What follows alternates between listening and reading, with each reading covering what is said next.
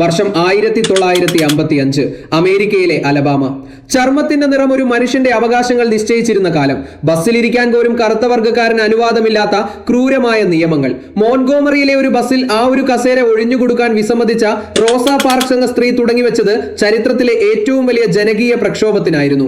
ആ വിപ്ലവത്തിന് കരുത്തുറ്റ ഒരു നായകൻ ആവശ്യമായിരുന്നു. അവിടെയാണ് ആ പേര് ലോകം ആദ്യമായി കേൾക്കുന്നത്. Martin Luther king junior. ആരായിരുന്നു മാർട്ടിൻ ലൂതർ കിങ്? ഒരു പാതിരിയുടെ മകനായി ജനിച്ച കിങ് അറിവിന്റെയും ആത്മീയതയുടെയും വഴിയിലൂടെയാണ് വളർന്നത്. ഗാന്ധിജിയുടെ അഹിംസാ സിദ്ധാന്തത്തെ തന്റെ ആയുധമാക്കിയ അദ്ദേഹം വെറുപ്പിന് സ്നേഹം കൊണ്ട് മറുപടി നൽകാൻ ആഗ്രഹിച്ചു. രാഷ്ട്രീയ തന്ത്രജ്ഞതയും വാഗ്മിത്വവും ഒത്തുചേർന്നപ്പോൾ കിങ് വെറുമൊരു മതപുരോഹിതനിൽ നിന്ന് പൗരാവകാശ സമരങ്ങളുടെ തലവനായി മാറി. അടിച്ചമർത്തപ്പെട്ടവരുടെ ശബ്ദമായി അദ്ദേഹം ഉയർന്നു. 389 ദിവസങ്ങൾ മോൺഗോമറിയിലെ തെരുവുകളിൽ കറുത്ത വർഗ്ഗക്കാർ ബസ്സുകൾ ബഹിഷ്കരിച്ചു.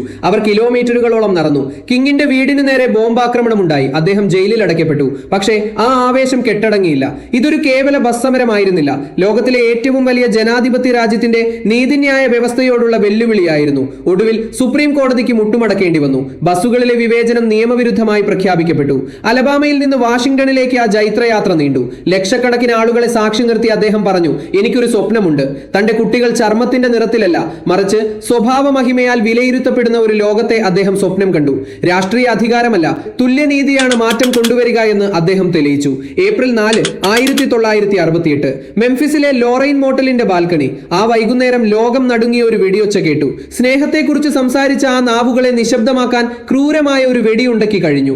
ജെയിംസ് ഏൽറേ എന്ന ഘാതകന്റെ തോക്കിൻ കുഴലിൽ നിന്ന് പാഞ്ഞു വന്ന ആ ഉണ്ട കവർന്നെടുത്തത് ഒരു വിപ്ലവകാരിയുടെ ജീവനായിരുന്നില്ല, മറിച്ച് കോടിക്കണക്കിന് മനുഷ്യരുടെ പ്രതീക്ഷയായിരുന്നു. തോക്കിനുണ്ടകൾക്ക് അദ്ദേഹത്തെ നിശബ്ദനാക്കാൻ കഴിഞ്ഞെങ്കിലും അദ്ദേഹം കൊളുത്തിയ വിപ്ലവത്തിന്റെ കനലുകൾ ഇന്നും ലോകമെമ്പാടുമുള്ള പോരാട്ടങ്ങൾക്ക് വഴിവിളക്കാണ്. മാർട്ടിൻ ലൂതർ കിങ് ഒരു പേര് മാത്രമല്ല, അതൊരു പോരാട്ടമാണ്. അനീതിക്കെതിരെയുള്ള അനന്തമായ ശബ്ദം.